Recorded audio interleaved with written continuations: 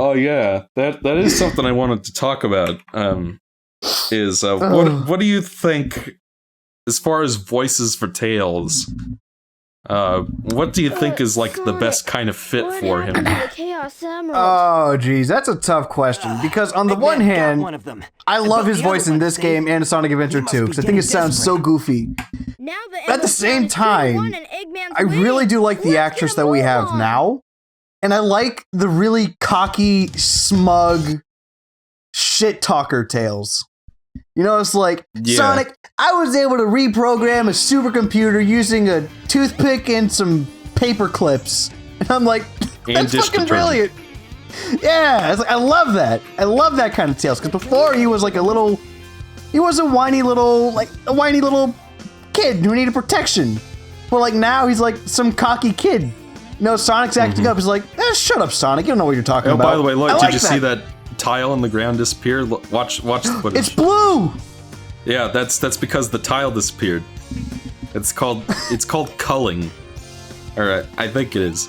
Which is basically where if the camera is not pointing at a piece of geometry, it disappears to save on, so that it doesn't have to waste resources on it. I think you're showing it off to make the game look bad. You're making this game look buggy and unfinished. You're doing it intentionally. Well, what I was trying to do there was, there were a couple of coats in that shop window back there. I was trying to use the camera to show off the fact that they are literally a texture on a wall, and not at all like they didn't even like bother to make it like a flat plane in front of the wall. They literally just textured it onto the wall. And it's not even a high res enough texture to look convincing. And I mean, I'll be honest, I never even noticed it. Yeah, well, Sonic Unleashed does like the same thing.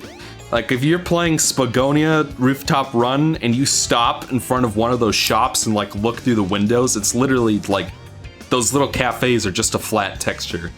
Because the idea is, it's kind of nice that they even bothered to, to do something like that. Because they could have just like put nothing on the window, just make the window tinted. Yeah, well, I mean, the idea with a game like Sonic Unleashed is that you're going to be running past everything so fast that you're not really going to stop to smell the roses, so to speak. Yeah. But in terms of this hub world, literally all you're doing is stopping to smell the roses. Like that shop next to the burger shop with the bookcases, that's flat texture. I don't know, I just thought I'd show it off, and then I just happened to discover that disappearing geometry. Because, all 3D games do this, because there's no reason to render something you can't see. But, playing this again, I've been surprised at how often I've seen some geometry that's like barely out of frame, or, barely still in frame disappear. Like, we're gonna be seeing that, well, we would have already seen that canonically in the Gamma playthrough. I'll make sure to point that out when we fight the boss in Red Mountain. They're like these skulls on the wall that disappear before they go out of frame.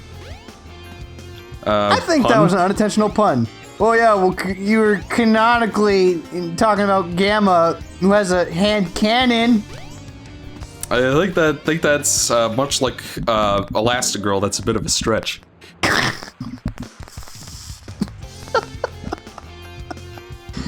Let me have this, XO. That was a pun. Let me have this. Yeah, but I'm looking at some Tails voice actors here.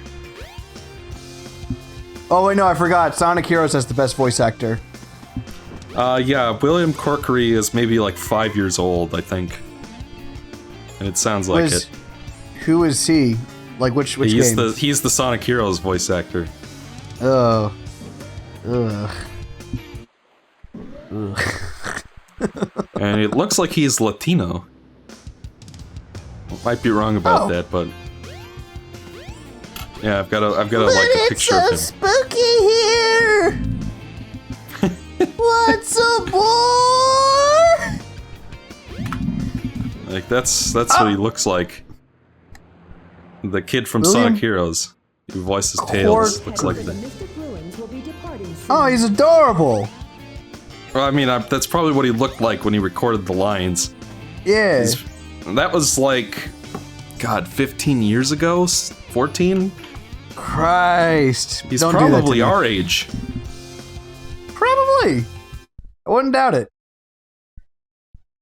Yeah. Yeah, Sonic Heroes came out in like 2003? Right? I think it was 04, actually. I always think of it as an 03 game, though. Released December 30th, 2003. In Japan? I don't know. It just says Sonic Heroes released December 30th, 2003. It might be the Japanese release date. You got a 6 out of 10 on GameSpot. What? I like that game, I mean, I like things about it, but it has some problems. Wait, what? Oh. Right. Yeah, so the kid who voices Tails in this game is named Corey Bringus. Who was the one Bring as usual, I see. Oh my god. No. No. Speaking of no, how's Detroit become human? Genuinely great. No. Which, it surprised me. Because the way that you guys were talking about the other David Cage games in the podcast, it sounds like they were the stupidest, silliest schlock ever. And that's what I was hoping for. I was hoping to get, like, a game that was, like, hilariously bad. But then I played it and I'm like, no, I think this is actually a masterpiece of some kind. Have you beaten it yet? Not yet. I'm maybe like 2 or 3 hours in and I had to stop because, my poor little cat Gabe.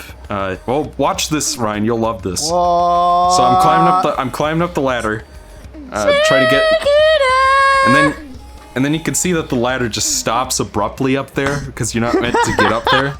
So then I climb down the ladder because I figured maybe I missed something, and then I get to that point and the level loads. That's great. I love it. Yeah, just another fun little harmless glitch in this game. No, Exo, you're just showing it off to make the game look bad. You're a hater. You know, like what I was trying to do was just be a little bit more explorative and go out of the boundaries, because that's what I was trying to do for the Sonic levels, because, you know, just to show that they aren't totally linear. You can do some, you can go out of bounds if you want, you can pull off some cool tricks. That's what I've been trying to do for the other characters too. And it's just like on the overworld, I decided to get a little bit creative sometimes and found little things like that. I mean, it's not like that ladder glitch is gonna ruin your playthrough or anything. It's just like, oh, that's kind of cute. You know the YouTuber Liam Triforce, right? Yes. Yeah, he, I watched his Tech 2 review, and he brought up a good point, where it's like, if a game is buggy, but it's still well designed, you know, it doesn't really matter if it's super buggy, because good design is good design, no matter what.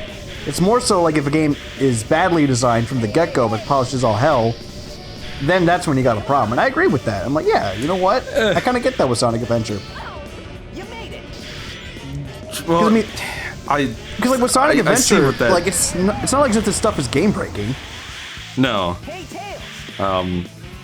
Yeah, being able to climb up the ladder past where you're supposed to load the level is not game breaking.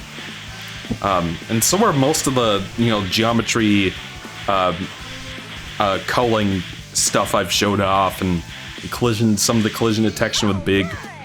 Like, it's not gonna kill your playthrough, but, you know, this game does have some design problems regardless. Right. You know, and it's like, and certainly something like Sonic 06 is, you know, even more glitchy and worse designed. So it's kind of the worst of both. Because it's like, even if... Wasn't too bad. Well, even then, some of the glitches are technically just bad design anyway. Yeah. Like Knuckles' descent and his glide, and he can't get He's off climbing. the walls. Yeah.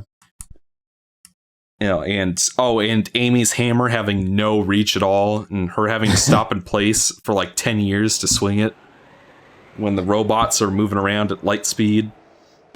Yeah, the game's great, isn't it? Yeah, it's great.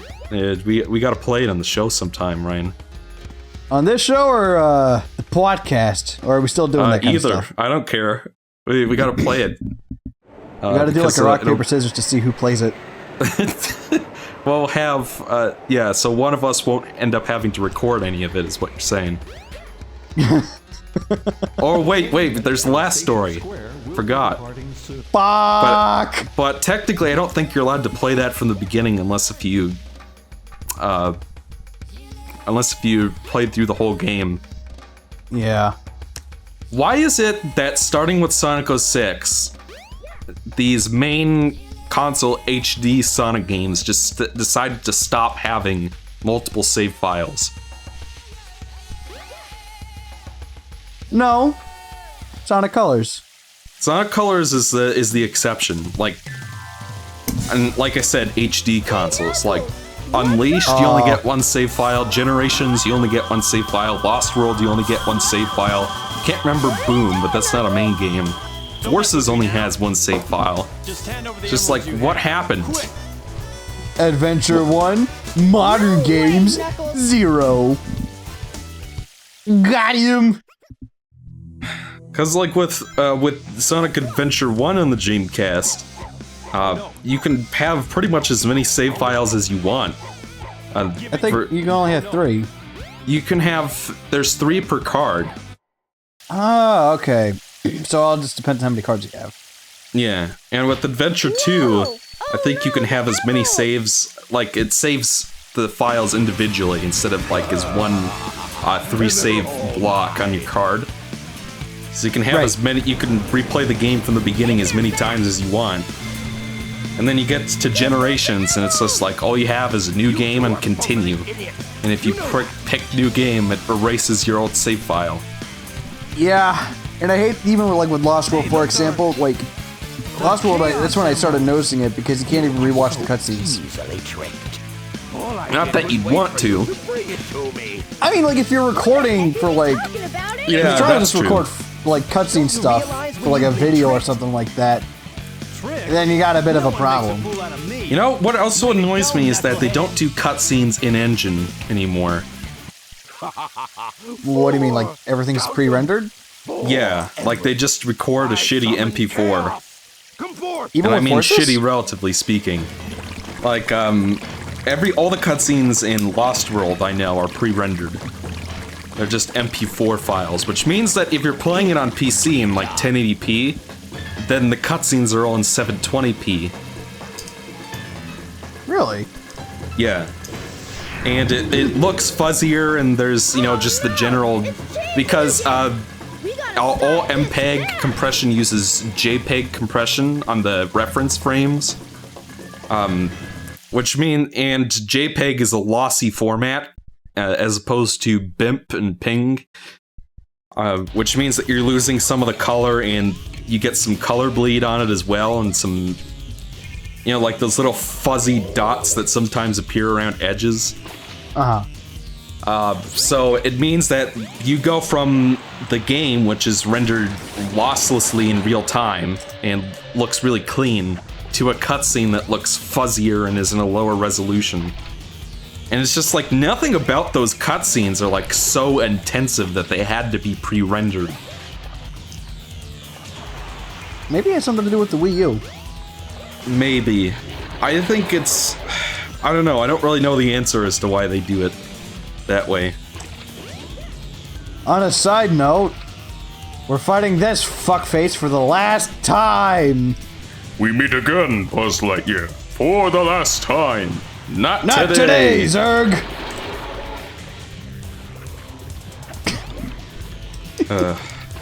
You know, That it was movie is a weird gem. watching Toy Story 2 again as an adult, and realizing that I had seen it so many times as a kid, to the point where I had, like, the score memorized.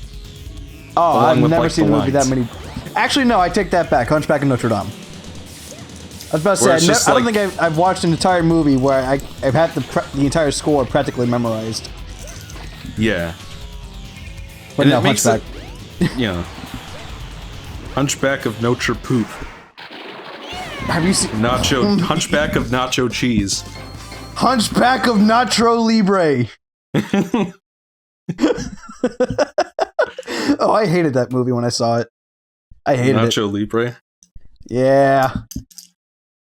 I don't even know what that's supposed to mean, because it doesn't even... Like, literally it means free nacho. But it doesn't mean free as in, like, free of charge. It means, like, free from tyranny. I think that's kind of the point, but Yeah. I don't know. I didn't like that movie. I just thought it was stupid, but you should watch Hunchback of Notre Dame. Is this the line? Is this the line? Is this the line? Behold! Come on, say it, Eggman. Behold my floating masterpiece, the egg carrier. For some reason, this cutscene is word for word the same as the Sonic version. Until we meet again, my friend. Which is weird. I ain't complaining. It's the best line of the fucking game. Really, you think so? It's my favorite line. Like, Therefore, it's the in best. terms of just being entertainingly funny, or... Yeah! Can't let him get away. Okay. But it pales in comparison to the powers of chaos. So why did I make it? You guys go. It's like, why would you fucking say that? Business to take care of. It's like, I have a gun, but it pales in comparison to the powers of chaos. Come on. I think it's just supposed to be his transportation. You know, because Okay. airships, flying battleships are cool with a K, don't you know? Okay, but like, okay, you have a moped then. But it pales in comparison to the powers of chaos. I think what he means compared to perfect chaos. I still just think the line is funny. Okay. Like, I think what he means is, once chaos is perfected, then even the egg carrier won't seem so scary in comparison. But it's not scary. What's the matter? What It looks like Kind a of giant... like it's kind of like how I don't know, Frieza always is going on like, This form makes my previous one look like a cuddly bunny. Well, then what's the other point of your forms? well, the canon The pad out explanation is that. runtime. Yeah. But seriously, I'm watching DBZ Kai for like the first time, because I didn't grow up with DBZ at all. I didn't watch it as, like, everybody I know seems to have watched it as a kid or something. But it's just something that wouldn't have interested me when I was younger. Hop in. So I decided to pick up the Kai version, because supposedly they cut out a lot of filler. Like, apparently in the original show, like, they would just spend entire episodes watching people yell at the screen to power up. Yeah. Apparently that was a thing, and I'm just like, who would ever want to watch that? But the point is, supposedly the Kai version cuts out all filler, like, because for some reason in Japan, if the anime gets past the manga, they just make up a bunch of shit to fill the time until more manga Yes. can come out that they can adapt. Yes. Instead of just waiting for later when the manga's caught up. I don't know why they do that. Because, I don't know, Probably evidently something to they do need about, to like, the have new TV episodes all channel the time. space. Whereas in our country, we have something called reruns to fill the time. I don't know what the deal is, but yeah. So apparently there's like a lot of stuff that got added to the DBZ anime just to pad out time so that the Toriyama could make more manga. And it's interesting.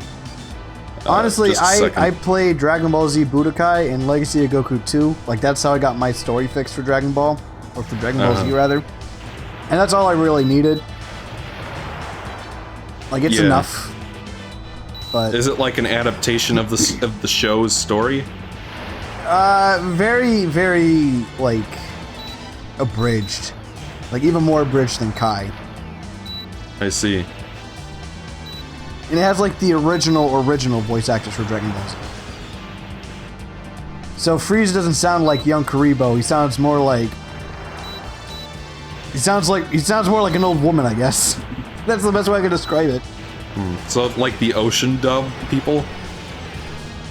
Yes, I think. It might be the ocean dub people. I don't know. I'm not super familiar with Dragon Ball Z, other than the fact that I was never a huge fan of the anime. Fight me. Yeah. Well, it's like, on one hand, I do see why people like it, because I think it understands that fight scenes are more than just people fighting. It's also about, like, the character interaction as well. And there's certainly plenty of that, and, you know, in terms of characters like Krillin and Gohan, like, even though they're way weaker than everybody else, you want to see them succeed anyway. So, like, you have some investment in the fighting, but it's just like... There was like 5 episodes of Frieza fighting Vegeta, Krillin, and Gohan. Or Krillin and Gohan. And then immediately afterwards, it goes into a 3.5-hour fight between Goku and Frieza. So it's just like 5 hours straight of people fighting Frieza. Yeah. It's just like... And that's the abridged version. That's supposed to cut out all the filler. It's just like you can only watch someone get hit by an energy blast and not be affected so many times